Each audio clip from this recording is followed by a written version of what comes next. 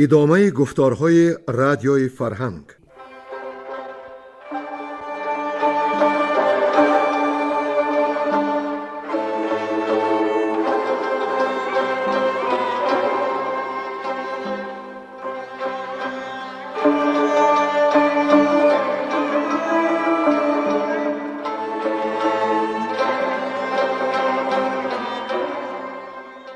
بسا رنج بردم در این سال سی، عجم زنده کردم بدین پارسی.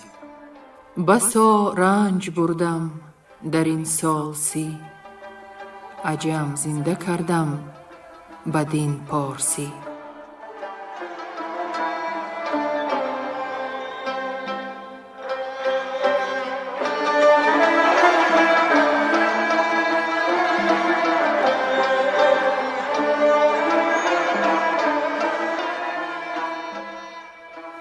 شنونده های ارجمند، با توجه شما محفل ادبی از روی شاهنامه بیزوال ابوالقاسم فردوسی. صدر محفل نظام قاسم.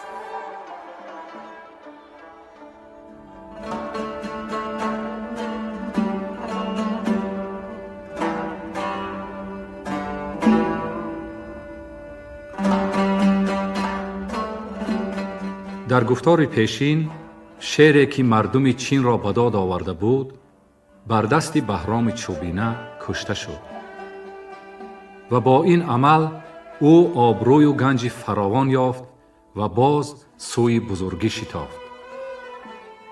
خسرو پرویز از محترم گشتن دشمنش ناراحت شد و به خاقان نامه کرد که اگر بهرام را بسته به او نسپارد لشکر بیارد و چین را در اندوه گذارد. فرستاده شاه ایران خراد برزین خاقان را آگاهی داد که بهرام ناکس است و دلیل این شاه هرمز بس است که چوبینه را از هیجی به سرلشکری کشور رساند ولی عاقبت از دست او ناکام ماند. سپس قولون نام کسی را یافت خراد برزین که به چوبینه داشت به حد کین. از او خواست بکشد بهرام را تا باز یابد نام و کام را. امروز با شنونده های ارجمند خواهیم شنید که کار قولون به کجا رسید و حکیم بزرگوار رشته زرین داستان را تا کجا کشید. گوینده ها عبدالرشید خوجمقولوف، صباحت قاسم، نظر یزدانی، حاجی اسماعیل پیر محمدزاده، گلرخسار صفی و کمینه.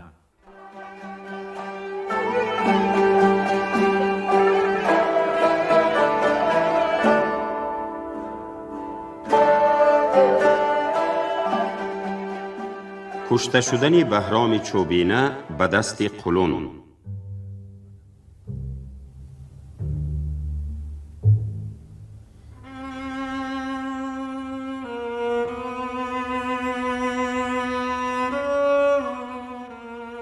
قولون 20 دان مهر و همچون تذرو بیامد ز شهری کشان تا به مرو. همی بود تا روزی بهرام بود که بهرام را آن نه پدرام بود. به خانه درون بود با یک رهی نهاده برش نار و سیب و بهی.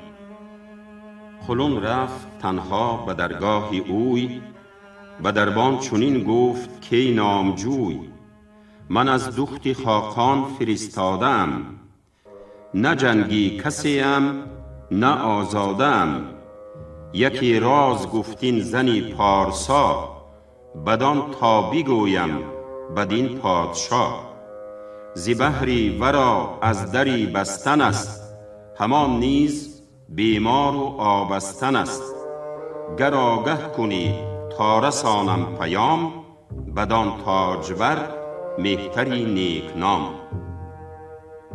بشد پردهداری گرامی دوان چنین تا دری خانه پهلوان.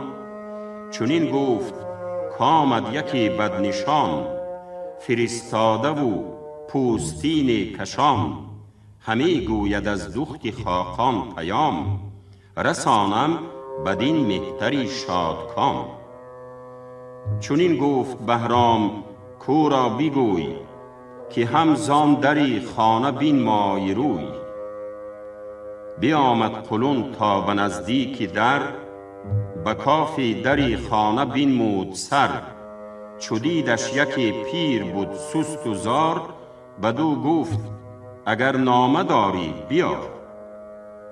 قلون گفت شاها پیام است و بس، نخواهم که گویم سخن پیش کس. بدو گفت زود اندر آی و بگوی، به گوشم نهانی بهانه مجوی. قلون رفت با کار در آستی، پدیدار شد کژی و کاستی. همی رفت تا راز گوید به گوش، بیزد دشنب از خانه بر شد خروش. چو بهرام گفت آه، مردم ز راه برفتند پویان به نزدیک شاه. چنین گفت کو را بگیرید زود، بپرسید زود تا کی راهش نمود. برفتند هر کس که بود در سرای، مران پیر سر را کشیدند پای. همه کهتران زو برآشفتند، به سیلی و مشتش همی کوفتند. همه خورد سیلی و نگشاد لب، از آن نیمه روز تا نیم شب. چنین تا شکسته شدش دست و پای، فکندندش اندر میانی سرای. به نزدیک بهرام باز آمدند، جگر خسته و پرگداز آمدند. همی رفت خون از تنی خسته مرد، لبان پر زباد و رخان لاژورد. بیامد همان در زمان خواهرش، همه پاک برکند موی سرش. نهادان سری خسته را بر کنار، همی کرد با خویشتن کارزار. همی گفت زار ای سواری دلیر، کزو بیشه بگذاشتی نره شیر. کی برد این ستونی جهان را ز جای، به اندیشه بد کی شد رهنمای. الا ای سواری سپهبد تنا، جهانگیری ناباک و شیر و ژنا. نه خسرو پرستی نه یزدان پرست، تنی پیلواری سپهبد کی خست. الا ای سرآورده کوهی بلند، ز دریای خوشاب بیخت کی کند. کی کند این چنین سبز سروی سهی، کی افکند خار این کلاهی مهی. کی آگند این ژرف دریا به خاک، کی افکند کوهی روان در مغاک. غریبیم و تنها و بی دوست دار، به شهری کسان در بماندیم خوار. همی گفتم ای مهتری انجمن، که شاخی وفاداری از بن مکن. که از تخم ساسان اگر دختری، بماند بسر برنهد افسری. همه روی کشور شود بندش، به گردون رسد تاج فرخندش. همه شهر ایرانش فرمان برند، از آن تخمه هرگیز به دل نگذرند. سپهدار نشنید پندی مرا، سخن گفتنی سودمندی مرا. بر این کرده ها بر پشیمان تری، گنهگار جان پیش یزدان بری. بد آمد بدین خاندانی بزرگ، همی میش گشتیم و دشمن چو گور. چون خسته بشنید گفتاری اوی، بدید آن دل و رای هوشیاری اوی. بناخون رخان خسته و کنده موی، پر از خون دل و دیده پر خاک روی. بزاری و سستی زبان برکشاد، چنین گفت کی خواهری پاکزاد. ز پندت نبود هیچ مانند چیز، ولیکن مرا خود پر آمد قفیز. همی پند بر من نبود کارگر، ز هر گونه چون دیو بود راهبر. نبود خسروی برتر از جمشید، کزو بود گیتی به بیم و امید. بگشت و به گفتار دیوان ز راه، جهان کرد بر خویشتن بر سیاه. همان نیز بیدار کاووسی کی، جهاندار و نیک اختر و نیک پی. تبه شد به گفتار دیوی پلید، شنیدی بدیها که او را رسید. بیفتاد او از هوا سرنگون، از آن سوی ساری به آب اندرون. مرا نیز هم دیو بیراه کرد، ز خوبی همه دست کوتاه کرد. مرا گفت دیهیم شاهی تو راست، ز برجی بره تا به ماهی تو راست. پشیمانم از هر چی کردم ز بد، کنون گر ببخشد ز یزدان سزد. نبشته بدین گونه بود بر سرم، غمی کرده های کهن چون خورم. ز تارک کنون آب برتر گذشت، غم و شادمانی همه باد گشت. نبشته چنین بود و بود آنچه بود، نبشته نه کاهد نه هرگز فزود. همان پند تو یادگاری من است، سخنهای تو گوشواری من است. سر آمد کنون کاری بیداد داد، سخنهات بر من مکن هیچ یاد. امیدم به یزدان پروردگار، که بر من ببخشد به روزی شمار. شما روی ها سوی یزدان کنید، همه پشت بر بخت خندان کنید. ز بدها جهاندارتان یار بس، مگویید از اندوه و شادی به کس. نبودم به گیتی جز این نیز بر، سر آمد کنون رفتنیم ز در. یلان سینه را گفت یک سر سپاه، سپردم تو را بختی بیدار خواه. نگه کن بدین خواهری نیک زن، ز گیتی بس او مرد تو را رای زن.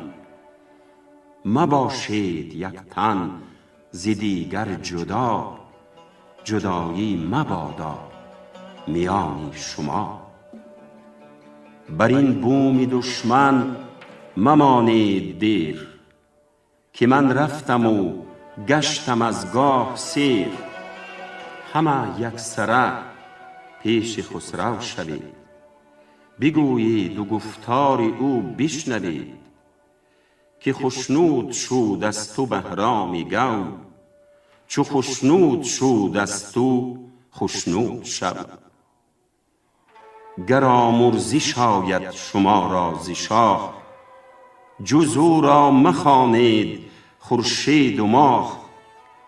به گردوی از من فراوان درود، رسانید و گویید زینسان کی بود. شنیدم که خراب از ایران زمین، بیامد به پیغمبری سوی چین. به گردوی گویید خونم از اوی، بخواه و مگردان از این کار روی. مرا دخمه در شهر ایران کنید، برای کاخ بهرام ویران کنید. بسی رنج دیدم ز خاقان چین، ندیدم که یک روز کرد آفرین. نه این بود از آن رنج پاداش من، که دیو فرستد به پرخاش من. ولیکن همانا که او زین سخن اگر بشنود، سر نداند زبون. نبود این بجوز کار ایرانیان، همان دیو بود رهنمون در میان. بفرمود پس تا بیامد دبیر، نویسد یک نامه ناگزیر. بگوید به خاقان که بهرام رفت، به زاری و خواری و بیکام رفت. تو این ماندگانی مرا شاد دار، ز رنج و بدی دشمن آزاد دار. که من با تو هرگز نکردم بدی، همه راستی جستم و بخردی. بسی پندها خواند بر خواهرش، ببر در گرفت آن گرامی سرش. دهان بر بناگوش خواهر نهاد، دو چشمش پر از خون شد و جان بداد. برو هر کسی زار بگریستند، به درد دل اندر همه زیستند. همه برخروشید خواهر ز درد، سخنهاش یک یک همه یاد کرد. ز تیمار او شد دلش بر دو نیم، یکی تنگ تابوت کردش ز سیم. به دیبا بیاراست جنگی تنش، قصد کرد در زیر پیراهنش. همه ریخت کافور گردن درش، بدین گونه بر تا نهان شد سرش. چنین است کاری سرای سپنج، چو دانی که ای در نمانی مرنج. که او مهتران خاک را زاده ایم، به بیچاره تن مرگ را داده ایم. مخور انده و باده خور روز و شب، دلت پر ز رامیش پر از خنده لب.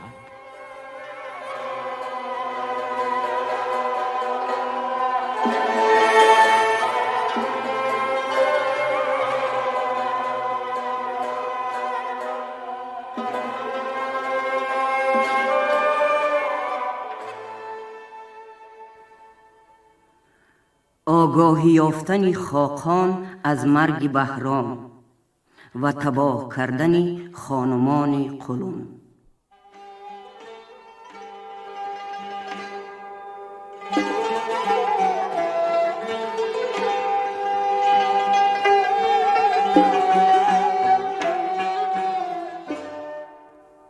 چو بشنید خاقان که بهرام را، چی آمد پریشیده دید نام را.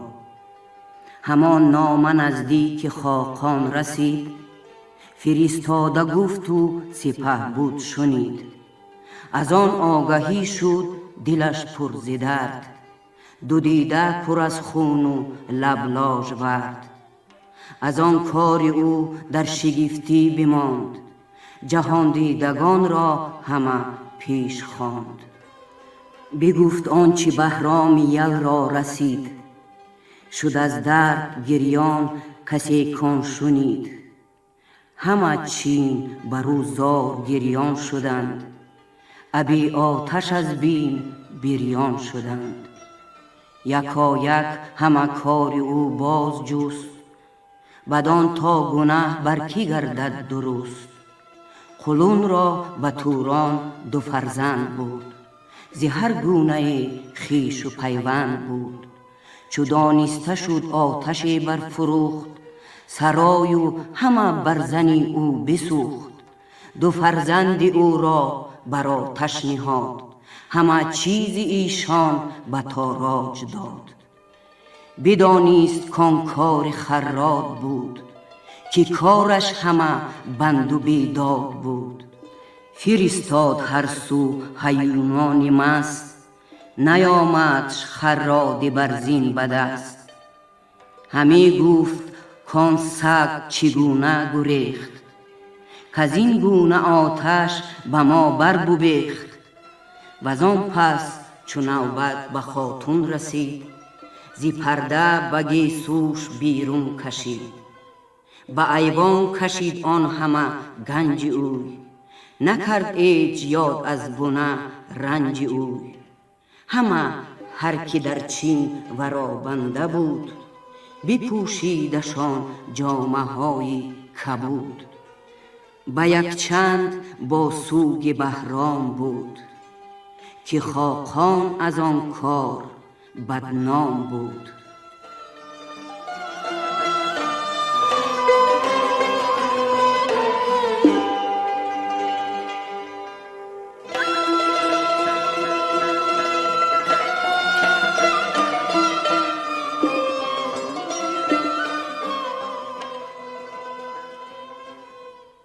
آگاهی یافتن خسرو از کشته شدن بهرام چوبینه و نواختن او خراد برزین را.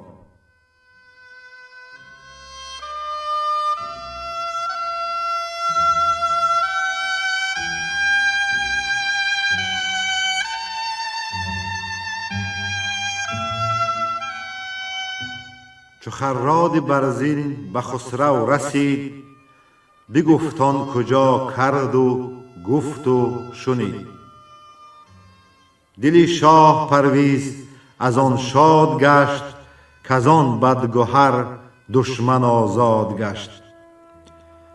به درویش بخشید چند درم، ز پوشیدنی ها و از بیش و کم.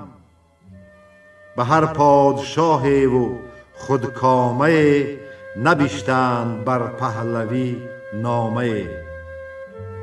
که دادار دارنده یزدان چه کرد، ز دشمن چگونه برآورد گرد. به قیصر یکی نامه بنوشت شاه، چنان چون بود در خوری پیشگاه.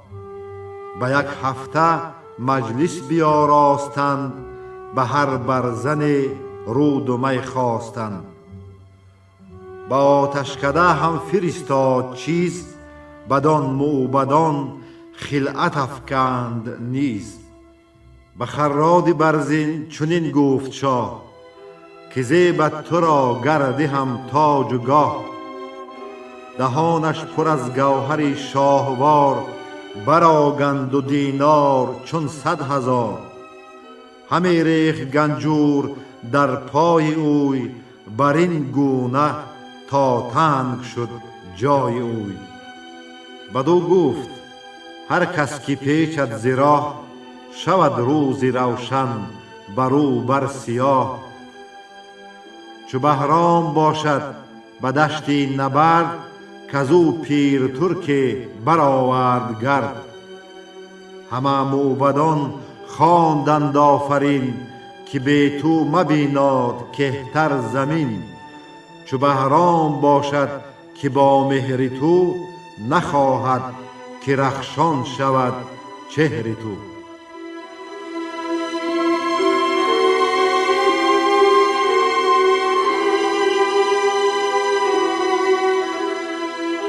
نامه نوشتن خاقان به گردیه، خواهر بهرام و پاسخ آن.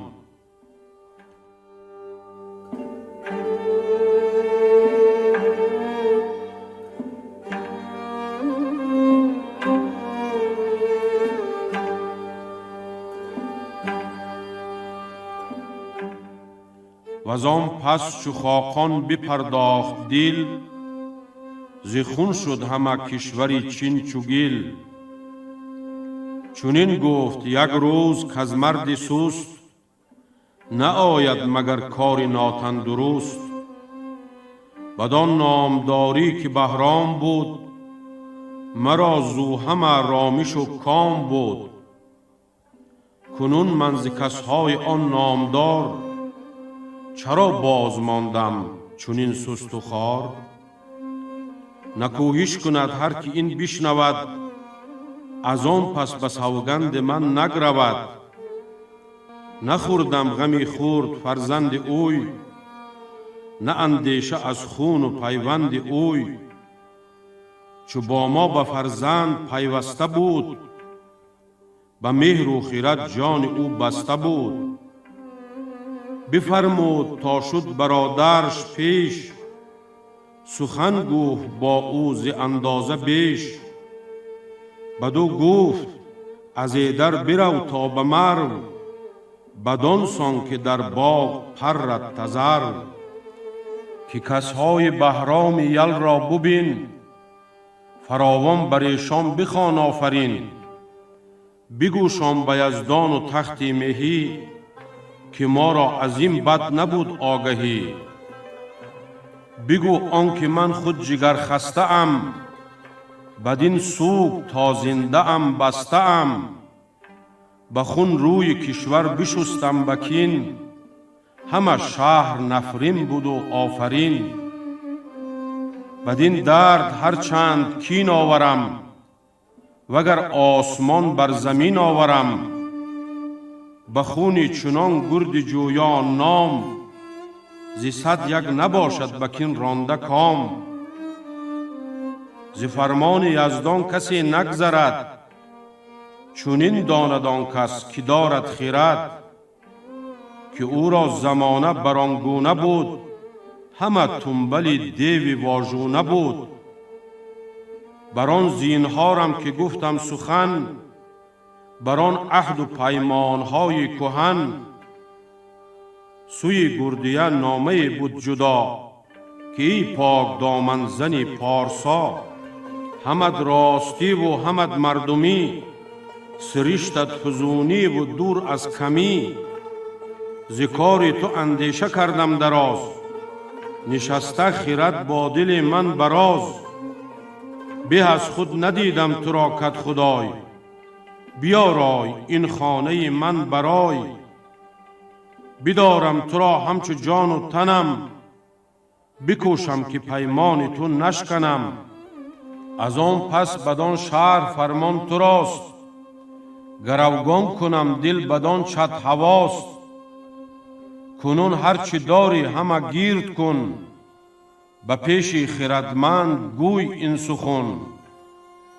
و از آن پس ببین تا چه آید رای، بروشن روانت خرد برگیرای.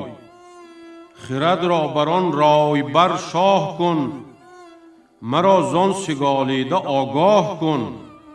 همه گفت و برسان قمریز سرو، بیامد برآمدش تازان به مرو. جهانجوی با نامور رام شد، به نزدیک کسهای بهرام شد. بگفت آنچه خاقان بدو گفته بود، که از خون آن کشته آشفته بود. از آن پس چنین گفت که بخردان، پسندیده و کار دیده ردان. یکی ناگهان مرگ بود این نخورد، که کس در جهان این گمان نبرد. شما را از اون مژدی بسیار باد، و را داوری دادگر یار باد. پس آن نامه پنهان به خواهرش داد، سخنهای خاقان همه کرد یاد. ز پیوند و از پند و نیکو سخن، چی از نو چی از روزگاری کهن. ز پاکی و از پارسایی زن، که هم غمگسار است و هم رایزن. جوان گفت و آن پاک دامن شنید، ز گفتار او خاموشی برگزید. از آن پس چو برخواند آن نامه را، سخنهای خاقان خودکامه را. خرد را چو با دانشم باز کرد، به دل پاسخ نامه را ساز کرد. بدو گفت که این نامه برخواندم، خرد را بری خویش بنشاندم. چنان کرد خاقان که شاهان کنند، جهان دیده و پیشگاهان کنند. بدو باد روشن جهان بین ما، که چون این بجوید همه کین ما. مماناد گیتی ز خاقان تهی، بدو شاد بادا کلاهی مهی. دل وی ز تیمار خسته مباد، امید جهان زو گسسته مباد. کنون چون نشینیم با یکدیگر، بخوانیم نامه همه سر به سر. هر آن کو بزرگ است و دارد خرد، یکایک بدین آرزو بنگرد. کنون دوده را سر به سر شیون است، نه هنگامه این سخن گفتن است. چو سوگی چنان مهتر آید به سر، ز فرمان خاقان نباشد گذر. مرا خود به ایران شدن روی نیست، زنی پاک را بهتر از شوی نیست. اگر من بدین زودی آیم براه، چی گوید مرا آن خردمند شاه؟ به سوگ اندر آهنگ شادی کنم، نه از پارسایی و رادی کنم. خردمند بی شرم خواند مرا، و خاقان به آزرم داند مرا. همه بشنوم هرچی باید شنید، ز گویندگان تا چی آید پدید. بر این سوگ چون بگذرد 4 ماه، سوار فرستم به نزدیک شاه. بگویم یکایک به نامه درون، چو آید به نزدیک او رهنمون. تو اکنون از ایدر به شادی خرام، به خاقان بگو آنچه دادم پیام. فراوان فرستاده را هدیه داد، جهان دیده از مرو برگشت شاد.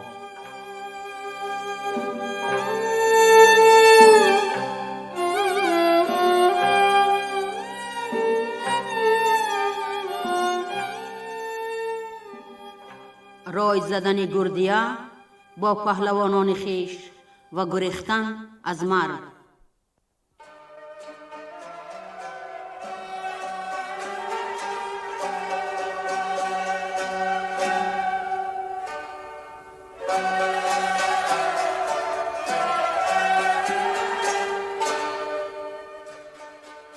وزان پس جوان و خردمند زن، به آرام بنشست با رای زن.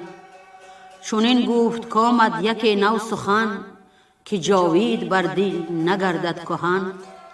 جهاندار خاقان مرا خواست است، سخنها ز هر گونه آراست است.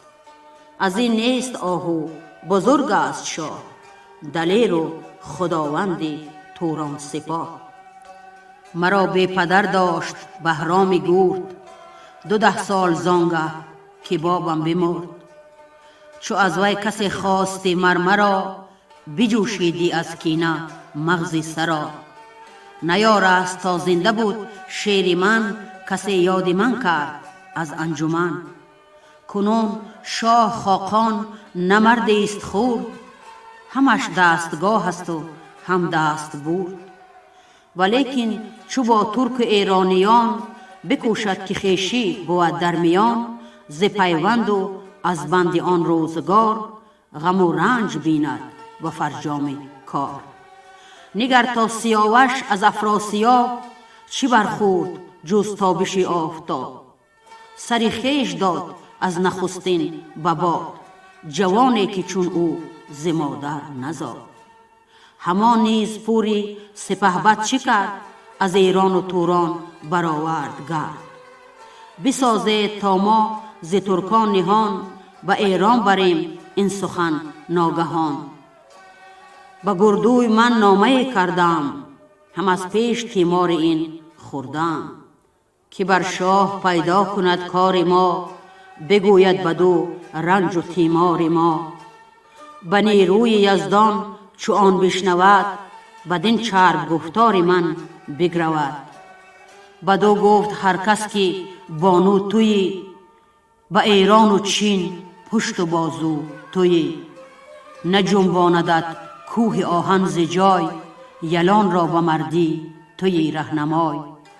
ز مرد خردمند بیدارتر، ز دستور داننده هوشیارتر. همه کهترانیم و فرمان تو راست، بدین آرزو رای و پیمان تو راست. چو بشنید از ایشان عرض را بخواند، درم داد و او را به دیوان نشاند. بیامد سپه سر به سر بنگرید، 1160 یل برگزید. کزان هر سواری به هنگام کار، نبرگاشتندی سر از 10 سوار.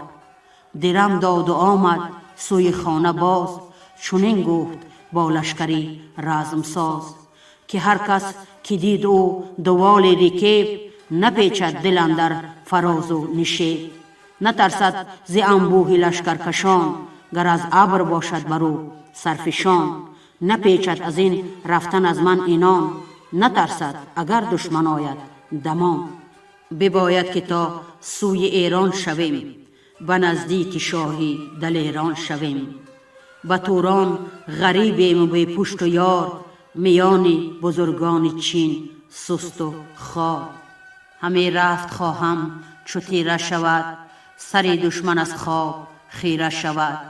شما دل برفتن مدارید تنگ، گر از چینیان لشکر آید به جنگ. که من بیگمانم که از پس سران، بیایند با گورزهای گران. همه جان یکایک به هم برنهید، اگر لشکر آید خرید و دهید. وگر بر چنین رویتان نیست رای، از ایدر مجنبید یک تن ز جای. به آواز گفتند ما کهتریم، ز رای و ز فرمان تو نگذریم. بدین برنهادند و برخاستند، همه جنگ چین را بیاراستند. یلان سینه و مهتر ایزد گشسپ، نشستند با نامداران بر اسپ. همی گفت هر کس که مردن به نام، به از زنده دشمن برو شادکام. همانگه سوی کاروان شد به دشت، شتر خواست تا پیش او برگذشت. گزین کرد از آن اشتران 3000، بدان تابونه برنهادند بار. چو شب تیره شد گردیه برنشست، چو گرد سرافراز گرز به دست. برافکند پرمایه برگستوان، ابا جوشن و ترگ و تیغ گوان. همی راند چون باد لشکر براه، برخشنده روز و شبان سیاه.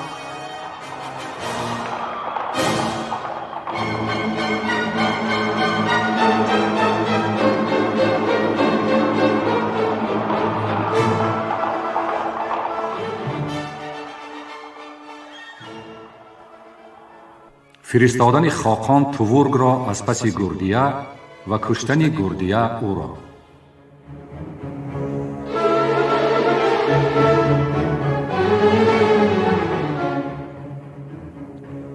ز لشکر بس زینهاری شدند، به نزدیک خاقان بیاری شدند. برادر بیامد به نزدیک اوی، که ای نامور مهتری جنگجوی. سپاهی دلاور به ایران کشید، بس زینهاری بر من رسید. از این ننگ تا جاویدان بردرد، بخندد همه لشکر و کشورد. سپهدار چین کان سخنها شنید، شد از خشم رنگ و رخش ناپدید. بدو گفت بیشتاب و برکش سپاه، نگه کن که لشکر کجا شد ز راه. بدیشان رسی هیچ تندی مکن، نخستین فرازار شیرین سخن. از ایشان نداند کسی راه ما، مگر بشکنی پشت بدخواه ما. به خوبی سخن گوی و بنوازشان، به مردانگی سر برافرازشان. وگر هیچ سازد کسی با تو جنگ، تو مردی کن و دور باش از درنگ. از ایشان یکی گورسان کن به مرد، که گردد زمین همچو پری تذر. بیامد سپهدار با 6,000 گزیده ز ترکان جنگی سوار. به روز 4 بدیشان رسید، زنی شیردل چون سپه را بدید، از ایشان به دل بر نکرده هیچ یاد، ز لشکر سوی ساربان شد چو باد. یکایک گونه در پسی پشت کرد، بیامد نگه کرد جای نبرد. سلیح برادر بپوشید زن، نشست از بری باره گامزن. 2 لشکر برابر کشیدند صف، همان جان خود برنهاده به کف. و پیش سپاه اندر آمد تغور، که خاقان برا خواندی پیرگور. به ایرانیان گفت آن پاک زن، مگر نیست با این بزرگ انجمن؟ چو بود گردیه با سلیح گران، میان بسته بر سان جنگاوران. دلاور تورگش ندانست باز، بزد پاشنه رفت پیشش فراز. دیگر گفت آن خواهر کشته شاه، کجا جویم من در میان سپاه؟ که با او مرا هست چندین سخن، چی از نو چی از روزگار کهن. بدو گردیه گفت اینک منم، که بر شیر درنده اسپ افکنم. چو بشنید آواز او را تور، بران اسب جنگی چو شیر ستور. شگفت آمدش گفت خاقان چین، تو را کرد از این پادشاهی گزین. بدان تا تو باشی ورا یادگار، ز بهرام شیر آن گزیده سوار. همه گفت پاداش این نیکویی، بجای آورم چون سخن بشنوی. مرا گفت بشتاب و او را بگوی، که گر زانچه گفتم ندیدی تو روی. چنان دان که آن خود نگفتم زبون، که من نیز باز آمدم زین سخن. از این مرز رفتن تو را روی نیست، مکن گر تو را آرزو شوی نیست. سخن را بدین گونه پیوند کن، همه گوش سوی خردمند کن. بدو گردیه گفت از رزمگاه، به یک سو شویم از میان سپاه. کنون من تو را آزمایش کنم، یکی سوی رزمت گرایش کنم. گرم از در شو یابی بگوی، همانا مرا خود پسندی تو شوی. بگفتی نظام پس برانگیخت اسب، پسی او همه تاخت ایزد گشست. یکی نیزه زد بر کمربند اوی، که بگسست خفتان و پیوند اوی. چو از پشت بارد در آمد نگون، همه ریگ شد زیر او جوی خون. یلان سینه با آن گزیده سپاه، برانگیخت اسپ اندران رزمگاه. همه لشکر چین همه برشکست، بسی کشته افکند و چنده بخست. 2 فرسنگ لشکر همه شد ز پس، بر اسپان نماندند بسیار کس. سراسر همه دشت شد رود خون، یکی بی سر و دیگر سرنگون.